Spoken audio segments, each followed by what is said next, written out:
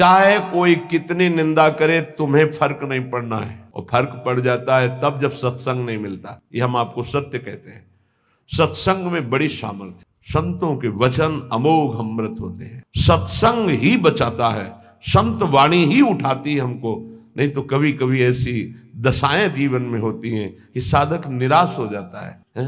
जिसको किसी को कट व्यवहार नहीं करते, किसी से कोई मतलब नहीं रखते, अपना लक्ष्य केवल, फिर भी गाली दे रहे, फिर भी ऐसे ऐसे षड्यंत्र रच रहे, फिर भी प्रतिकूलता। हे नाथ, ऐसा क्यों हो रहा है? ये कमजोरी हमारी है। इस कमजोरी को संत वाणी दूर करती है पक्का। जब जब जीवन में कहीं कमजोरी आई तब तब संत वाणी ने हमें उठाया, संत संग ने हमें उठाया। ये हमने जीवन में देखा है। कभी भी हम जहां निराश होने का अवसर आया वहीं संत भगवान पधारे और ऐसे वचन बोले कि हृदय गदगद हो। कहीं भी कभी भी कोई भी घटना ऐसी जिसमें हम निराश हैं, सामने देखा है कि संत भगवान खड़े हैं और कोई न कोई ऐसे वचन बोले जिससे निहाल हो गए। तो सत्संग के द्वारा ही हमको ऐसी सामर्थ्य मिलती है कि हम निंदा को सह सके। फिर कह रहे हैं मेरे परिवार के सब लोग मुझे छोड़ दें। पक्का छोड़ देंगे, क्योंकि जहां जहां राग है वो हरि हटाएंगे, छोड़ देते हैं। जब आप सच्चाई से भजन करोगे, डरना मत। सच्चाई का जब जिस दिन भजन होगा तो परिवार का राग छूटेगा, पर परिवार में भगवत भाव रहेगा। वही हम कह रहे हैं कि भगवत भाव से प्रीति करो, राग पूर्वक नहीं। राग का नाश, राग होता है आंतरिक, बड़ा सूक्ष्म होता है। सब पूरे परिवार के छोड़ दिए, लोक में निंदा हो रही है और शरीर दुर्दशा को प्राप्त हो रहा है। ये होता है, ऐसी परिस्थिति आती है। इसी में दिव्य शरणागति का उदय होता है। दिव्य शरणागति जिसे भगवान की पूर्णता होती है, भगवान जिससे तृप्त हो जाते हैं शरणागति में, वो शरणागति इसी में होती है। लोक में निंदा हो रही, कहीं रहने का ठिकाना नहीं, कोई भी प्यार करने वाला नहीं, जिधर देखो तिरस्कार, और कोई अपना सृष्टि में कहने वाला नहीं। पूरी सृष्टि में कोई एक अपना कहने वाला नहीं। ये स्थिति आती है। स्थिति उस समय आर्त भाव से जो होता है वो शरणागति। जैसे गजेंद्र को कोई अब सहयोग देने वाला नहीं, अगले झटके में डूब जाएगा। अब याद आई हरि, अब वो शरणागति, एक सेकंड नहीं लगा, भगवान उपस्थित हो गए। हमारी बात समझना, ये शरणागति पढ़ लिख के नहीं होती, ये परिस्थिति पैदा की जाती है। जैसे अभी एक उपासक, घर बार त्यागी, वैरागी, बड़ा ही सेवक, भगवत मार्ग का पथिक, कुछ दिनों से साधारण शरीर में अव्यवस्था हुई और कल फाइनल हो गया कि गलित कुष्ठ। बहुत पुराना प्रारब्ध जागृत होता है। जैसे भीष्म जी 6 महीना बाणों की शैया पर, बाल ब्रह्मचारी, नैष्ठिक परम तप में युक्त, ऐसे ही जब हमारी भगवत प्राप्ति का योग बनता है, पक्का दिमाग में बैठा लो। कल या परसों कह रहे थे कि एकांत में सोचा करो कभी कभी कि अगर हमें कैंसर हो जाए तो, हमारी आंखें फूट जाए तो। और कल ही आ गया रिपोर्ट कि एक साधक को गलित कुष्ठ हो गया है। ये हम इसीलिए तैयार करते हैं, जैसे आर्मी के नहीं तैयार करते कि अगर कीचड़ में फंस गए तो कैसे निकलना है, पहाड़ में फंस गए तो कैसे चलना है, कैसे आपको चढ़ना है, कैसे दौड़ना है। ऐसे ही परमार्थ की ट्रेनिंग है। आपकी किडनी फेल हो जाए तो, आपका ऐसा हो जाए तो, आपका कोई न रहे तो, आपको कई दिन भोजन न मिले तो, आपको संसार निंदा करने लगे तो, इनमें सब में परिपक्व करना ये हमारा कर्तव्य है। परिपक्व होना अपने लोगों का कर्तव्य है। अब वो साधक व्यथा तो होगी थी। गलित कुष्ठ का मतलब अभी तक तो मेरी दृष्टि में इसमें कोई भी औषधि का योग नहीं देखा था। अब नया चल पड़ा हो तो नहीं कहते। जैसे किडनी फेल होने का मतलब है मृत्यु, लेकिन अब डायलिसिस चल पड़ा है, उससे जब तक जिलाएं तब तक जी सकते हैं, जब तक योग है। तो कल इसी सीढ़ी पे बैठकर उसको समझा, कदापि शोक नहीं, क्योंकि अंतिम फाइनल श्री जी की प्राप्ति होनी है तो अनंत जन्मों के पापों का योग होता है। ध्यान रखना, जो भगवत ऐसे ऐसे नीच पाप करने वाले हैं जुकाम नहीं होता, वो ऐसा सीधा साधक है कि कभी कोई शब्द सुन पाए वो तो मुश्किल है। वो ऐसा सीधा साधक है, रात दिन अपने संयम में, और उसको गलित कुष्ठ हो। ये बड़ा विचित्र खेल है। पूर्ण धर्म से चलने वाला, पूर्ण त्यागी, पूर्ण भगवत मार्ग, इतना भी कहीं अपराध की संभावना नहीं, किसी से कोई मतलब ही नहीं, कोई जानता ही नहीं, और उसको गलित कुष्ठ। ये क्या है? अनंत जन्मों का हिसाब बराबर श्री जी के पास जाना है, श्री जी के पास जाना है। रामकृष्ण परमहंस जी के गले में कैंसर, भयानक पीड़ा का हर समय संयोग, किस लिए? अंतिम जन्म है, अब जाना है मुझे लाडली जी के पास जाना है। तो जितना हिसाब किताब है बराबर, फटाफट बराबर होता है। तो संसारी आदमी डरता है, भक्ति में जो प्राप्त हो रहा है तुम क्या समझ रहे हो? हजारों बार जन्म करके मरना होता है ऐसे सड़ सड़ के, और ऐसे कुछ नहीं बिगाड़ पाएगा गलित कुछ नहीं बिगाड़ पाएगा। सभा में कह रहे कुछ नहीं बिगाड़ पाएगा। प्रारब्ध ही तो है ना, पूर्व पाप। राधा नाम से बढ़कर प्रारब्ध होता है क्या? है कुछ नहीं। कल यही सब है, कुछ नहीं। सियार नहीं पैदा होते सिंहों के सिंह ही होते हैं। हरिदास सिंह होता है। गर्जना करना हमारा कर्तव्य है। एक गर्जना में लाखों का कल्याण होता है, एक कदापि नहीं। शरीर भाव से ऐसे संतों को देखा है। बरगदिया बाबा पैर से सड़ना शुरू हुआ, कीड़ा पड़ गया, मुख तेज में और शरीर में कीड़े, बैठे शांत भाव से, कीड़े पड़े हुए शरीर। क्या अंतिम जन्म में खत्म खेल। ये बड़े बड़े महापुरुषों के जीवन में आता है। यदि आप भगवत मार्ग में, अभी एक दो दिन पहले कहा था, यदि बैलेंस बना के चलोगे तो कोई बाधा नहीं। क्या? राधा राधा राधा राधा राधा, लड़का बच्चा परिवार भोग सामा। और जो अगर इसमें आ गए कि आपसे कुछ नहीं चाहिए, केवल आप चाहिए, फिर तो हिसाब किताब लंबा पड़ जाएगा। क्योंकि उनके गले लगने के लिए फिर कोई कर्म संस्कार नहीं बकाया रहेगा। पूर्व संचित क्रियमाण प्रारब्ध सबका विध्वंस होगा। अब विध्वंस का खेल मचेगा, तब सच्चिदानंद के गले लगोगे। तभी कहा नारायण अति कठिन है, हरि मिलन की बाट, या में पग पीछे धरे प्रथम शीश दे काट। ये आज आप जीना है तो कष्ट में जीना है, पूरे शरीर में।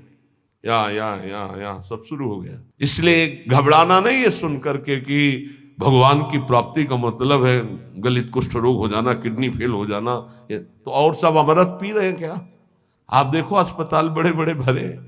ये आखिरी जन्म है भक्त का, इसलिए बहुत जल्दी जल्दी डॉक्टर के पास रहोगे तो डरोगे नहीं। सत्संग सुनते रहोगे ना तो तुम डरोगे नहीं तो डर जाओगे। इसीलिए जल्दी कोई श्री कृष्ण से मिलना नहीं चाहता। ये बड़े खिलाड़ी हैं। यहाँ लगन लगन सबको ही कहे, लगन कहा वैसो, जा लगन में तन मन डारे खोए। आपसे प्यार किया है, नरक भेजो। अब इन धमकियों से हम डरने वाले नहीं। अब आपको दौड़कर गले लगाएंगे, यही लगाएंगे। आप भी नहीं रोक सकते। बोले इतना गरज कर कैसे बोल रहे हो? गुरु ने मंत्र दिया है हमको इनको वश में करने का। ये जो मंत्र है जानते हो, इसे क्या कहते हैं? निज मंत्र। निज मंत्र, वो मंत्र जैसे हाथी को अंकुश वश में कर लेता है, ऐसे हरि को मंत्र वश में कर लेता है। गुरु मेहरबान हो गए तो चेला पहलवान हो गया। अब हरि भी नहीं रोक सकते अपने मिलने से, अब हरि भी नहीं रोक सकते अपने मार्ग में। क्यों? गुरु ने। हाँ, बस गुरु के वटिया से मिले रहना, कुछ लेना न देना, मगन रहना, निश्चित पार हो जाओगे। सुना था एक राधा कुंड के भगवान संत की चर्चा में कि गलित कुष्ठ आया, कहा 12 वर्ष का। हाँ, तो अपने लोगों के पास नहीं आएगा, अपने लोगों के पास ऐसे आता है, पूरा आके चढ़ बैठा। और जब चढ़ बैठा है तो राधा के लिए कुंज का स्वरूप वो जानता नहीं है। स्वागत उसका बढ़िया होगा, कुछ नहीं होगा, देख लेना। हम क्या कह रहे हैं? कुछ नहीं होगा, देख लेना। क्या होगा? श्री जी गले लगाएंगे। ये संसार क्या करता? बोले स्यात् कुटुम्बम किमिमम ततो दुर्दशा। दुर्दशा देखकर परिवार के लोग भी हट जाता है। खूब देखा है। 2-4 दिन वाली प्रियता बात अलग है, या बहुत बहुत जननी थोड़ा प्यार, फिर इसके बाद कोई प्यार नहीं। आप लोगों को भूल भुलैया में फंस रहे हो, इसलिए ऐसा लगता है। नहीं, अपने जीवन में देखा है और पक्की बात है। अगर कोई प्यार करता है तो भगवान, अगर कोई प्यार करता है तो भगवान जिससे प्रेरित करते हैं वो, अन्यथा नहीं। दुर्दशा स्युस्ततः किम, मेरी दुर्दशा हो जाए तो भी मेरा क्या। जब कोई होता है तो उसमें बैठकर वो बोलती है, और जब कोई प्रगट में नहीं होता है तो वो स्वयं बोलती है। धन्य है उसका जीवन कि जब शरीर दुर्दशा में हो और कोई प्रगट में पास न हो तो ये लाडले दोनों खेलते खेलते आ जाते हैं, प्रिया प्रीतम, और बात। ये कथा नहीं कह रहे, ये व्यथा कह रहे हैं। हृदय की जब व्यथा उत्पन्न होती तब कथा की रचना होती, तब उसकी जीवनी की रचना होती है। दुर्दशा मांगो, मांगोगे? कोई हिम्मत है किसी की कि प्रभु मुझे ऐसी दुर्दशा दे दो जिसमें आपके सिवा कोई भी ना हो, और ये संसार जिस कमरे में आप होगे उस कमरे की खिड़की में भी नहीं झांकेगा कि कहीं ऐसे न कह दे, बुला न ले। पक्का खूब अच्छे से देखा है, खूब अच्छे से देखा है। ये बात बहुत इसलिए रुक रुक के कह रहे हैं कि जीवन में सबके आता है, सब दिन होत न एक समान। एक दिन तुम सुख से इतराते हुए छाती फुलाकर अभिमान से डोल रहे हो, जब तुम्हारे कर्म का परिणाम आएगा तो छाती फुला के फिर सहने की ताकत नहीं हो। इसलिए अभिमान मत करो, पाप मत करो। पीछे का हिसाब ही इतना है कि लाखों बार जन्म ले तो भी हम नहीं भोग पाएंगे। उसको मिटाने के लिए मानव देह मिला है, खूब नाम जप करते हुए उसको मिटा दो। अगर मेरी ऐसी शरीर की दुर्दशा और सेवा नहीं बन पा रही भगवान की तो मुझे कोई फर्क नहीं। क्यों? क्योंकि मैं पड़े पड़े रोते हुए उनकी सेवा करूंगा। एक होती सामग्री से सेवा और एक होती रुदन से सेवा। तो यहां कह रहे हैं अब हमसे प्रगट सेवा भी नहीं हो पा रही तो मुझे क्या, क्योंकि मैं हूं तो ना उनका। ये देखो, ये हिम्मत, ये निष्ठा बहुत जरूरी है। ये इसलिए कि आज आप स्वस्थ हैं, आप परिक्रमा दे सकते हैं, सेवा कर सकते हैं, कल ऐसी भी स्थिति आ सकती तो क्या।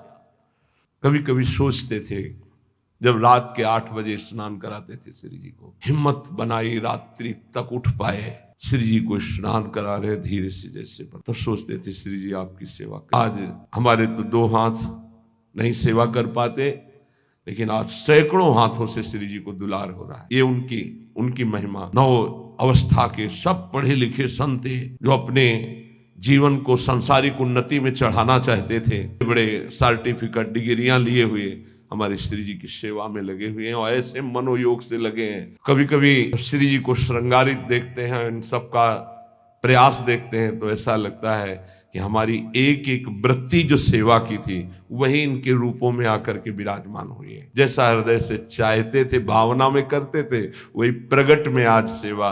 अगर शरीर से सेवा भी न बने तो हमें क्या, क्यों मैं आपका हूं, आपके निमित्त पड़ा हूं। ये बहुत बढ़िया श्लोक भगवत प्राप्ति के लिए कह रहे हैं, बहुत जोर की बात इस श्लोक में कह रहे हैं। जैसी भी परिस्थिति रखोगे मैं धैर्य नहीं छोड़ूंगा। हे हरि, आपसे है, आपसे जैसी परिस्थिति देना चाहो दे दो। क्या लोक में स्वच्छंद निंदा कराओ, लोग अपमान कर दें, तिरस्कार कर दें, तो भी मैं दीन नहीं होऊंगा। दीन का मतलब हाय हाय अब हमारी सब निंदा करने वाले, कोई हमारा नहीं, ऐसा कभी नहीं होगा।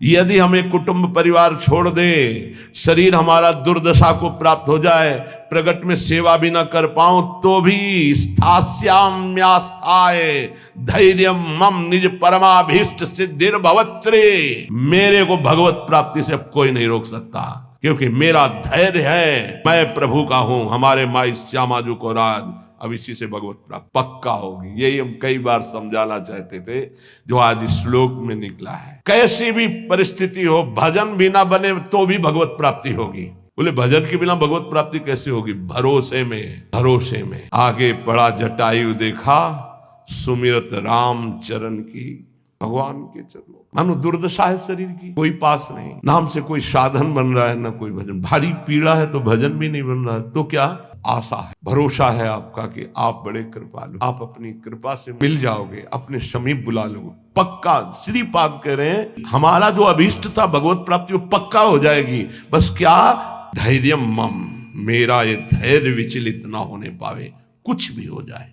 देखो इसमें ये नहीं देखा जाता कि इस समय इसकी परिस्थिति क्या है। हमारे प्रभु ये नहीं देखते, वही तो देते हैं। ये देखते इस समय इसकी स्थिति क्या है। अंदर में जो हमने भरोसा पाला है जीवन में, कभी कहीं भी नहीं छूट सकता। माने कि नाम जप नहीं हो रहा, वाणी पाठ नहीं हो रहा, माना कि हमसे सेवा नहीं हो रही, माना कि हमारे अंदर कोई अब भागवतिक विचार भी नहीं रह गए, लेकिन ये जो एक झीना सा धागा है कि मैं श्री जी के भरोसे हूं, इसको कौन तोड़ सकता है?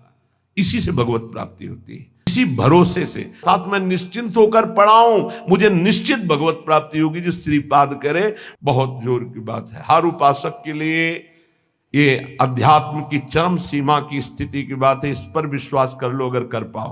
कैसी भी परिस्थिति हो, मैं श्री जी का हूं, श्री जी का ही रहूंगा, चाहे कितना भी कष्ट आ जाए, निश्चित भगवत प्राप्ति हो जाएगी। निश्चित आपको वो परम सिद्धि प्राप्त होगी जो किसी साधना से नहीं प्राप्त होती है। जब तक शरीर स्वस्थ है तब तक सच्चाई न रखो। कल चर्चा हो रही थी काचे धर्म की, उसमें जो शेष है उसको श्रवण करो तो कच्चाई दूर हो जाएगी, तो निष्ठा आ जाएगी, सच्चाई, धैर्य आ जाएगा। श्री सेवक जी महाराज कह रहे हैं कि जब आपने शरणागति हरिवंश चंद्रजू की ले ली, ध्यान से सुनिएगा, लोगों के मन में कई तरह की शंकाएं रहती हैं, इनका त्याग कर दो।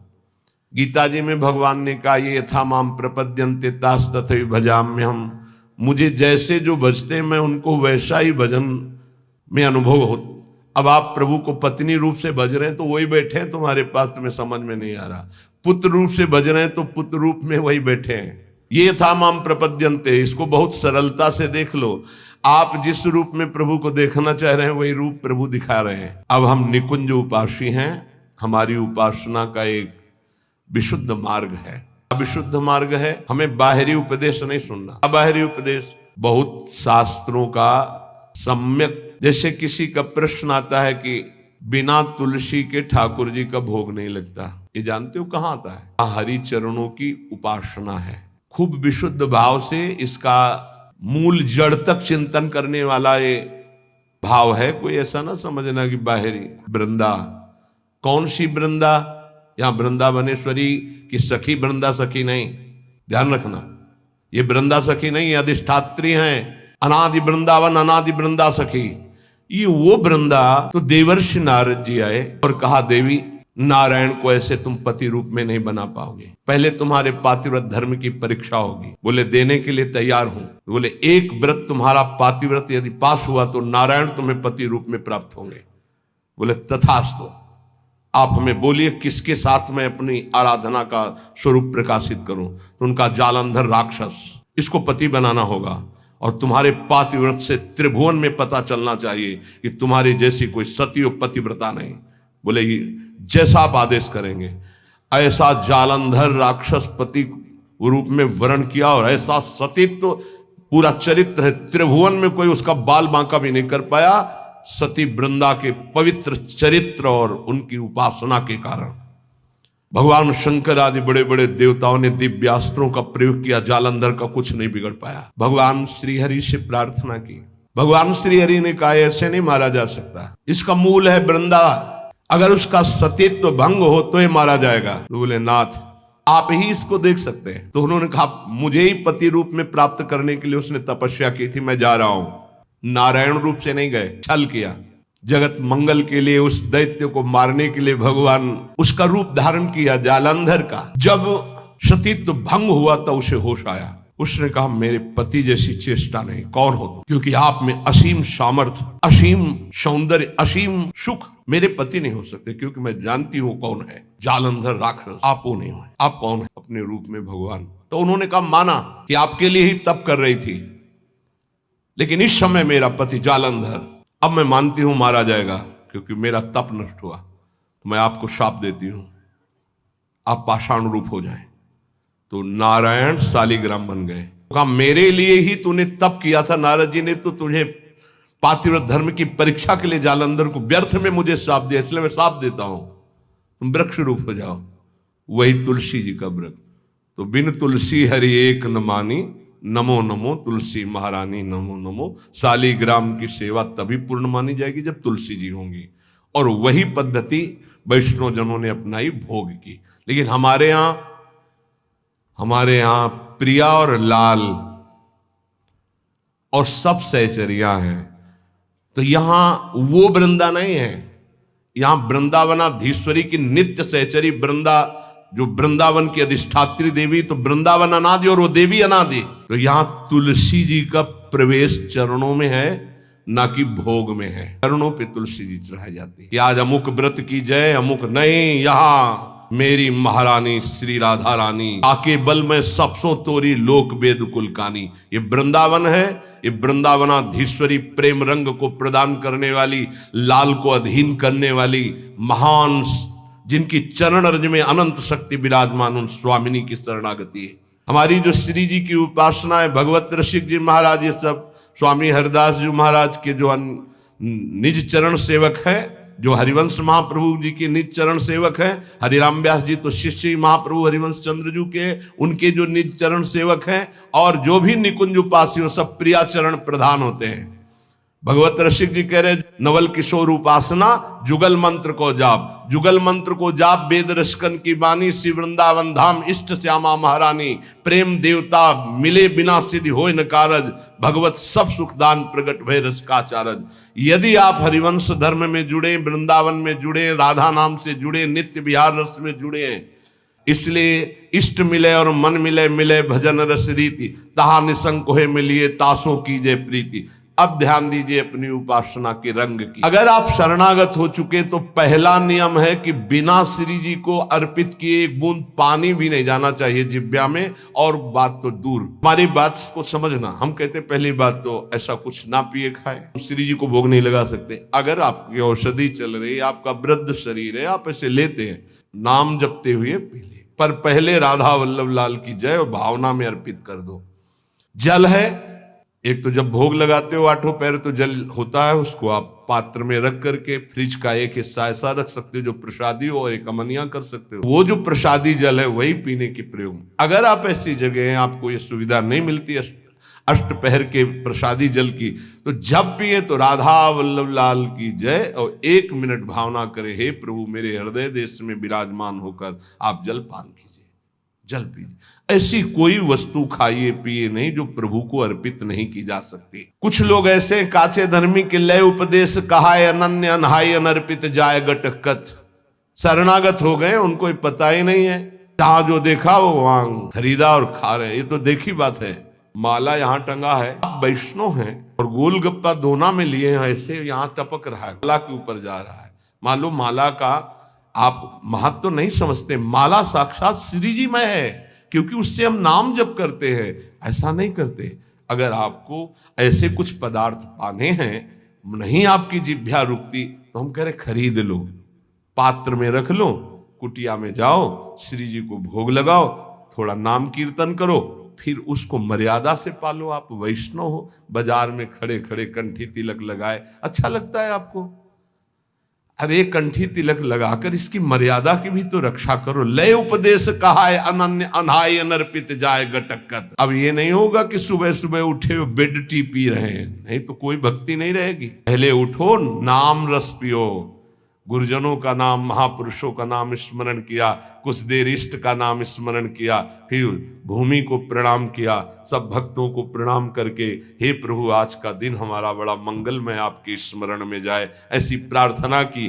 फिर आप शौच स्नान आदि क्रिया करके, प्रभु की मंगला करके, फिर उनको भोग लगा करके, फिर जो ऐसे ऐसे तो आपकी बुद्धि शुद्ध हो जाएगी। लेकिन पशुता बढ़ रही है, पशुता बढ़ रही है। पहली गलती बिना भोग लगाए पा रहे हैं, वैष्णव होकर भी, शरणागत होकर भी। बहुत सावधान, बिना प्रभु को पवाए पा नहीं सकते, कुछ भी नहीं। हर कर्म प्रभु को समर्पित करना है। आज जब तुम कंठी बंधवा लिए, दीक्षा ले लिए, तो तुम्हारा कोई कर्म ऐसा नहीं होना चाहिए जो प्रभु को समर्पित न कर सको। कोई पर्दे के डाल करके कार्य करने वाला कि नहीं, प्रभु दे पर्दा खोल करके हर कार्य आपके सामने होगा, आपके लिए होगा। हमारा जीवन अब पर्दे में नहीं है, बेपर्द है आपके सामने। कभी संकोच न करो प्रभु से, प्रभु सब कुछ देख रहे हैं, लेकिन वो संकोच करो जो प्रभु को हम समर्पित नहीं कर सकते। वो कर्म, वो खान पान। आस करें विषयीन के आगे जो देखे मैं जोरत हाथ लटकत। चाहे गृहस्थ शरणागत हो, चाहे विरक्त शरणागत, विषयी पुरुष से तुम्हारी कामनाओं की पूर्ति नहीं होनी। कामनाओं की पूर्ति श्री जी से होनी। बने तो रघुवर ते बने, बिगड़े तो भरपूर, तुलसी और अंते बने ता बनबे पे धूर। ये सिद्धांत पकड़ो, श्री के आगे घिघियाने की जरूरत नहीं है। चाहे विरक्त हो, चाहे गृहस्थ हो, श्री जी हैं, बहुत समर्थ हैं। अगर उनका विधान है कि मैं ऐसे दुख में जीवन को व्यतीत करूं तो मुझे किसी से सुख नहीं चाहिए, और अगर उनका विधान है कि ऐसे सुख में जीवन से तो मुझे कोई परवाह नहीं। केतिक आयु केतिक जीवन, काहे विनाशत काज हटकत। तुम्हारा काज है भगवत प्राप्ति, इतना जीवन है तुम जो दूसरों के आगे हाथ जोड़ रहे हो धन के लिए, भोगों के लिए नहीं। कितना जीवन है दूसरे की आस कर रहे हो। अरे लाडली लाल के चरणारविंद की महिमा तुम्हें पता नहीं। प्रणत कामदम पद्मजार्ज, ये लालजू के चरणारविंद प्रणाम करने वालों की समस्त कामनाओं को पूर्ण। हमारी श्री जी चिंतामणि प्रणमताम ब्रज नागरी नाम, चरणारविंद में जिसने माथा रख दिया उसके समस्त चिंतित भावों को पूर्ण करने वाली। एक है साकत, दो भाव से इसका अर्थ होता है। एक होता है जो गुरु मंत्र नहीं लिए मनमानी आचरण करते हैं उन्हें साकत, और दूसरा कहते हैं जो बकरे की बलि चढ़ाते हैं, शराब पीते हैं और कहते हैं हम माता जी की उपासना करते। बोले इनका संग आग की लपट से खेलना है, अर्थात सारे सुकृत नष्ट हो जाएंगे, वैष्णवता नष्ट हो जाएगी अगर ऐसे लोगों का संग करोगे। अब देखो कहां वैष्णव धर्म के पालन की वो वृत्ति रह गई। बड़ा विचित्र है। अगर वैष्णव परिवार में नहीं तो उस परिवार का अन्न नहीं खा सकते। चतुर्भुज दास जी जिस गांव में वैष्णव नहीं होता उस गांव का पानी नहीं पीते थे। भगवान का कंठी तिलक धारण करने वाला कोई इस गांव में है नहीं तो उस गांव में रुकते ही नहीं थे, चले जाते थे। जो गुरुमुख नहीं है उसके संग का क्या स्वरूप बताया है। साकत संग अगिन लपट लपट जरत क्यों संगति की जाए। नहीं, जो ऐसी उपासना करते हैं या जो उपासना से रहित दुष्ट स्वभाव वाले, आग की लपट इनकी संगति मत की जाए। तो संगत किसकी करें। बोले साधु सुबुद्धि समान सुसंतन जान के शीतल संगति की जाए।